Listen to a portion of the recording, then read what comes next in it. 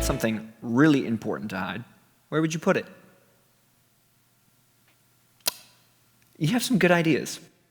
In our story today, a woman had something very important to hide, her baby boy.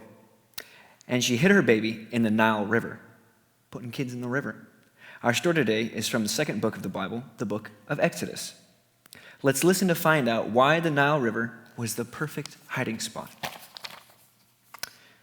Joseph, who God had made an important leader in Egypt, brought his father Jacob and the rest of his family to live in Egypt with him. The years went by, and babies and grandbabies were born. Joseph and his brothers died, but the family kept growing. Pretty soon, 70 people had become a whole nation, the nation of Israel.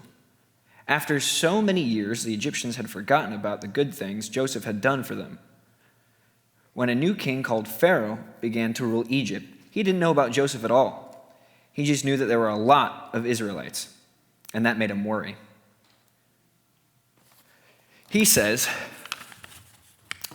Pharaoh, specifically about the Israelites, says, "Look, the Israelites are far too many for us. Come, we must deal with them carefully. If we don't, there will be even more of them. Then if war breaks out, they'll join our enemies, they'll fight against us, and leave the country." So Pharaoh and the Egyptians put slave drivers over the people of Israel. The slave drivers treated them badly and made them work hard. The Israelites had to build special cities for Pharaoh so he could store things there. The Egyptians made the Israelites work very hard for them. They treated them really bad, not good at all. But no matter how mean the Egyptians were, more and more Israelite babies were being born. The Israelite nation just kept growing. This made the Egyptians more scared. So Pharaoh decided to do something terrible. He decided to kill some of the Israelites. That's not good. He told the midwives, women who helped when Israelite babies were born, that anytime a boy baby was born, they had to kill it. What do you think the midwives are going to do?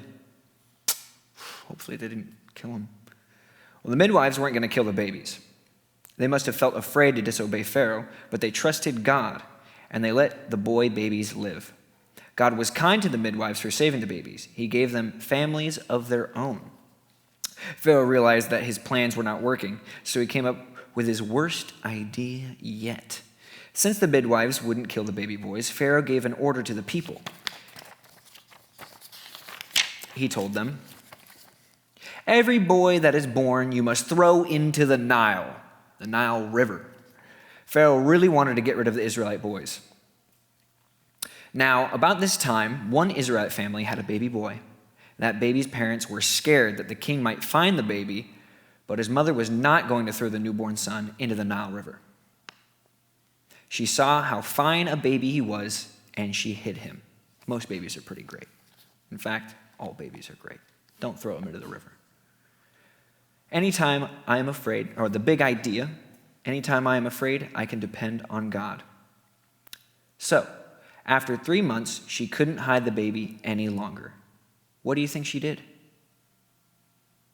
She made a basket from plants called reeds and painted it with tar to make it waterproof so it would float.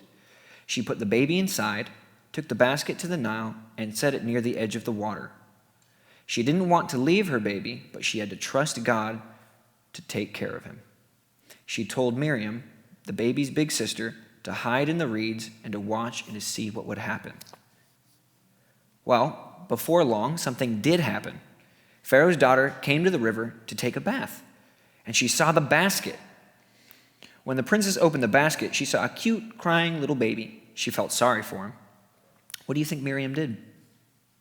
Miriam stepped bravely out of the reeds and went up to the princess. She said, "Shall I get a woman to take care of the baby for you?" Pharaoh's daughter thought it was a good idea, so Miriam went to their own mother and brought her to the princess. The princess told the mother to take care of the baby. The princess even offered to pay her to take care of the baby, her own little boy. What a reversal. When the baby grew older, his mother was taken to Pharaoh's palace, and they gave him to the princess. Pharaoh's daughter adopted the little boy as her own, and she named him Moses. God would use Moses' adopted family to prepare him for a big job that he would do someday. Pharaoh was afraid of the Israelites, so he was cruel to them.